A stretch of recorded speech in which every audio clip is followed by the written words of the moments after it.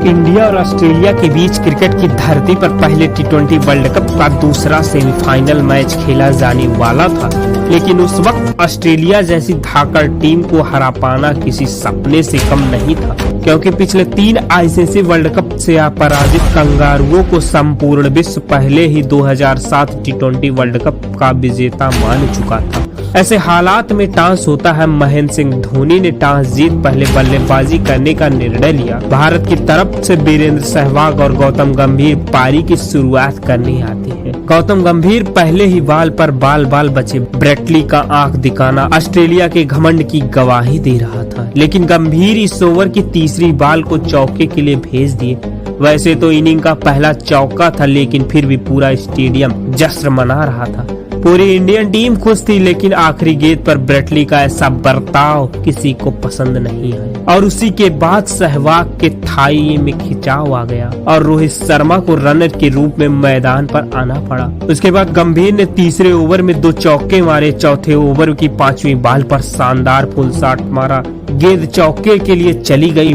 फिर सहवाग ने 5वें ओवर में जॉनसन को एक शानदार चौका जड़ दिया। सहवाग का पहला चौका था। अगले ही बॉल पर सहवाग विकेटकीपर एडम गिलक्रिस्ट को खैच थमा वापस पवेलियन चल दिए। सहवाग मात्र 11 गेंदों में 9 रन ही बना पाए थे।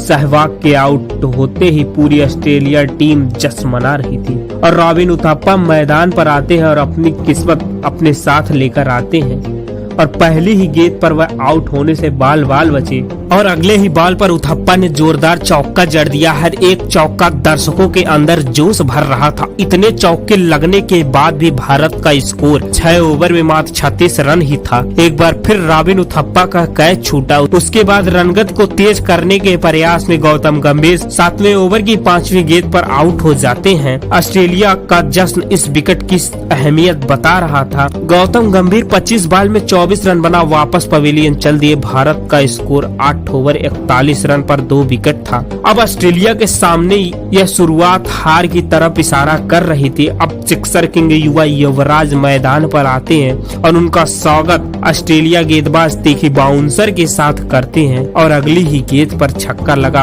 अपने अपमान का बदला ले लिया और फिर 9वें ओवर की 5वीं गेंद पर फिर एक छक्का जड़ दिया। युवराज का छक्का देख संपूर्ण स्टेडियम प्रसन्न था। पूरी भारतीय टीम खुशियां मना रही। अब भारत का स्कोर 10 ओवर में 60 रन पार कर चुका था, लेकिन उसके बाद मैदान पर ऐसा तूफान आने वाला था जो सबको उड़ा ले जाने वाला था। युवराज साइमंड की पहली ही गेंद पर चौका जड़ दिए और उसके अगली ही बॉल पर उथप्पा ने एक छक्का मारा और लास्ट बॉल पर युवराज सिंह ने बॉल को हवाई यात्रा पर भेज दिए। युवराज लगातार छक्के चौके की बरसात कर रहे थे। युवराज हर गेंद को बाउंड्री के लिए भेज रहे थे और युवराज ने इसी छक्के के साथ 20 गेंदों में मात्र 51 रन कूट दिए। युवराज की 50 पूरी हो चुकी थी। उस दिन पूरी दुनिया ने देखी थी युवा युवराज की महापराक्रम। उसके बाद भी युवराज रुकने का नाम नहीं लिए। जहां भारत का स्कोर 10 ओवर में 60 रन था, वह 14 ओवर में 113 रन हो चुका था और 14वें ओवर की पहली ही बॉल पर उथप्पा ने छक्का जड़ दिया और अगले ही बॉल पर एक और छक्का मार दिया और उसके बाद साइमंड ने एक जबरदस्त थ्रो उथप्पा की पारी पर विराम लगा दिया। अब मैदान पर टीम इंडिया के कप्तान महेंद्र सिंह धोनी आते हैं और धोनी आते ही साइमंड की पहली ही गेंद पर एक चौका लगा उनकी खुशियों पर पानी फेर देते हैं। युवराज ने 5वीं बॉल पर एक चौका जड़ दिए और 17वें ओवर की दूसरी गेंद को युवराज ने हवाई यात्रा पर भेज दिया। अगली बॉल पर युवराज आउट हो गए। तक युवराज अपना काम कर चुके थे। युवा युवराज सिक्सर किंग ने 30 गेंदों में 70 रन बनाए थे। टीम इंडिया का स्कोर 155 रन पर 4 विकेट था। महेंद्र सिंह धोनी और रोहित शर्मा की जोड़ी मैदान पर थी। धोनी छक्के चौके की बारिश शुरू कर दी। टीम को शानदार फिनिश देने का काम किए। रोहित शर्मा ने एक छक्का लिया और महेंद्र सिंह धोनी अंतिम ओवर में रन आउट हो गए। तब तक महेंद्र सिंह धोनी ने 18 गेंदों में 30 रन की एक महत्वपूर्ण पारी खेल चुके थे और अंतिम गेंद पर इरफान पठान ने एक चौका लगा मोमेंटम भारत की ओर ले गए। भारतीय टीम ने ऑस्ट्रेलिया को 189 रनों का विशाल टारगेट दिया। ऑस्ट्रेलिया जैसे टीम के सामने यह स्कोर कुछ खास नहीं था। ऑस्ट्रेलिया टीम मैदान पर आती है। आज ऑस्ट्रेलिया टीम का घमंड टूटने वाला था या यूं जारी रहने वाला था और पहले ही ओवर की तीसरी गेंद पर एक चौका लगा अपने इरादे साफ कर दिए और अगले ही ओवर में फिर एक चौका जड़ दिए। ऑस्ट्रेलिया के दोनों ओपनर ने स्कोर कार्ड को आगे बढ़ाते चल रहे थे। अब ऑस्ट्रेलिया का स्कोर 6 ओवर में 36 रन बिना किसी विकेट के था, लेकिन श्रीसंत की तेज गेंद ने गिलक्रिस्ट की गिल्लियां उखेड़ दी। श्रीसंत का सेलिब्रेशन इस विकेट की अहमियत बता रहा था। उसके बाद ऑस्ट्रेलिया गेंदबाजों ने छक्के चौके की बरसात कर दिए। लगातार ऑस्ट्रेलियन बल्लेबाज भारतीय गेंदबाजों की जमकर खबर ले रहे थे। अब ऑस्ट्रेलिया को मैच जीतने के लिए 72 गेंदों में 125 रनों की जरूरत थी।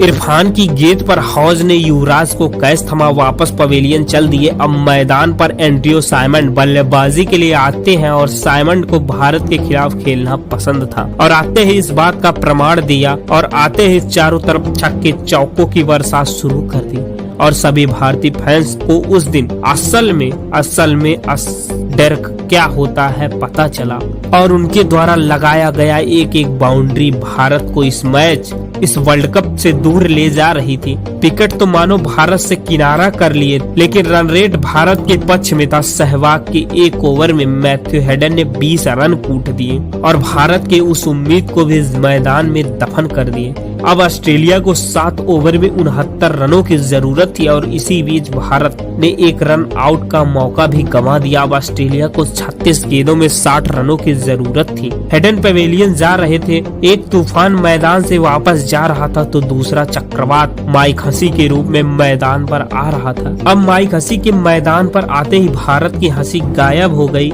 इरफान पठान 17वें ओवर की चौथी गेंद पर साइमंड को बोल्ड कर दिया। साइमंड ने मात्र 26 गेंदों में 43 रन बना डाले थे।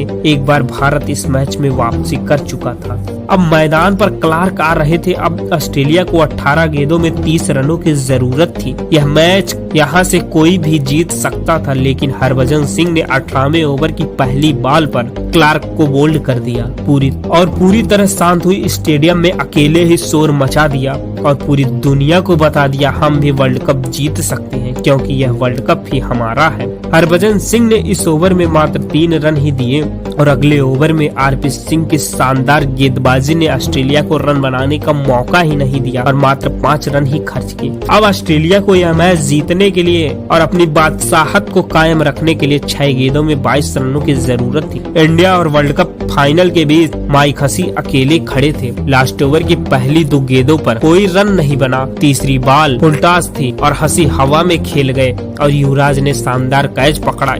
इस मैच को अपनी तरफ ला दिया। अब यह मैच भारत पूरी तरह जीत लिया था। अब यह मैच केवल औपचारिक मात्र बचा था, क्योंकि 3 गेंदों में 22 रनों की जरूरत थी और जोगिंदर शर्मा ने 5वीं बॉल बैटरी को बोल्ड कर दिया और आज एक इतिहास लिखा जा चुका था जो क्रिकेट की धरती पर हमेशा के लिए अमर हो गया। और यह कहानी थी ऑस्ट्रेलिया के उस घमंड को टूटने की जो लगातार विगत 15 सालों से क्रिकेट की धरती पर राज कर रहा था और इसी के साथ भारत फाइनल में दस्तक दे चुका था। उम्मीद करते आपको यह मैच स्टोरी, मैच डॉक्यूमेंट्री हमारी आवाज, हमारी अंदाज में पसंद आ रही हो तो सब्सक्राइब करके रखें हमारे official YouTube channel cricket documentary को।